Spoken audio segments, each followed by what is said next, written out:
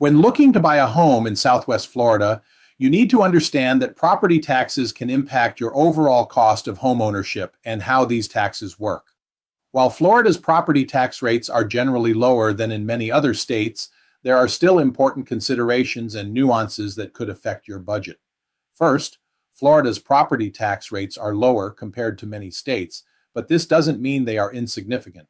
On average, Florida's effective property tax rate is around 0.83% of the property's assessed value, which is below the national average of approximately 1.1%. However, this rate can vary depending on the county, city, and any special assessments that may apply. For example, Lee County typically has an average property tax rate of around 0.75%, while Collier County has a slightly higher rate averaging around 1.03%. This is due to the area's higher demand for real estate and more expensive homes. Second, property taxes in Florida are based on the assessed value of the property, which may not always align with the market value. The county property appraiser determines the assessed value by evaluating the property's characteristics, location, and recent sale prices of comparable properties. The market value, on the other hand, is what buyers are willing to pay for the property. This distinction is important because the property appraiser's office determines the taxable value based on this assessment, which can be different from what you paid for the home. If the market value is higher than the assessed value, your property taxes may be higher than anticipated. Conversely, if the assessed value is lower than the purchase price, your tax bill may be less. Third, let's talk about homestead exemptions. For permanent Florida residents, the homestead exemption is one of the most important tools for reducing property taxes. This exemption allows residents to exclude up to $50,000 from the assessed value of their primary residence for tax purposes. The first $25,000 applies to all property taxes, while the remaining amount applies only to non-school taxes. This can result in significant savings, particularly in high-demand areas where property values are rising quickly. Additionally, Florida offers a Save Our Homes cap, which limits the increase in taxable value of a home to 3% per year or the rate of inflation, whichever is lower. This cap ensures that homeowners aren't hit with large property tax increases as property values rise, providing long-term tax stability. However, this cap applies only to primary residences, and properties that are used as second homes or investment properties are not eligible for these benefits. Now let's talk about tax portability. Florida's portability provision allows homeowners to transfer the benefit of their homestead exemption and Save Our Homes cap to a new home within the state.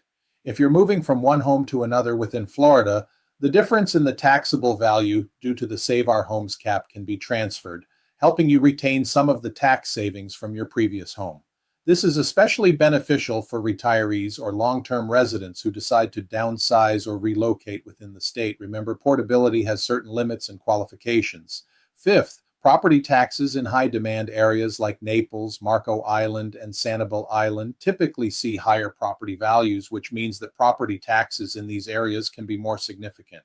Buyers in these high-demand areas should be especially aware of the potential property tax costs. Not only can the cost of the home itself be significant, but additional costs like property taxes, homeowners association fees, and insurance premiums could add up quickly. So when budgeting for a home purchase in these areas, it's essential to factor in all of these costs to ensure that the property is affordable in the long run. Lastly, beyond the basic property tax, there may be other fees or assessments that affect your overall tax burden. Many neighborhoods, especially those with amenities like golf courses, gated entrances, or waterfront properties, may have additional special assessments or community development district fees. These fees are typically used to fund community infrastructure such as roads, utilities, and parks. CDD fees can vary widely depending on the community and can be an important factor in determining whether a particular neighborhood fits into your budget. Also, we need to understanding property tax payment schedules. Property taxes in Florida are typically due on November 1st each year and are considered delinquent after April 1st. Property owners can receive a discount on their taxes if they pay early.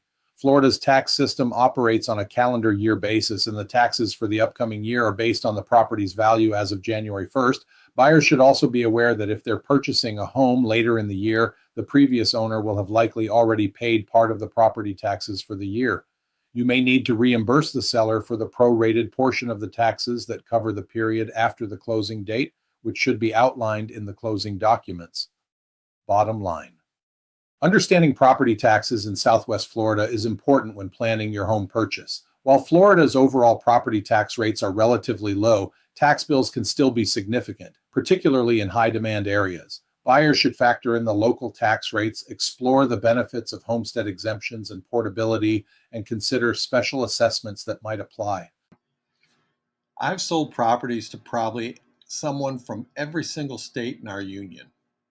And overall, Florida tax rate is significantly lower than the vast amount of states in our union. I think Florida overall ranks second or third with the lowest tax rate overall. Now, most of Florida's economy is based upon sales tax. We're a state with tourism, and a lot of people come here from many places to visit, and that's great. And they help support our economy, our infrastructure, and pay a great portion of our taxes. But there are property tax charges here in Florida, and you need to understand them when purchasing a home here in Florida. So I hope this information has helped you to get a good understanding about how property taxes work here in Florida. But if you have any questions, give me a call, 239 313 9209, 239 313 9209. And let's go over the property taxes and answer any question you may have here about Florida real estate. Look forward to speaking to you guys. Have a great day.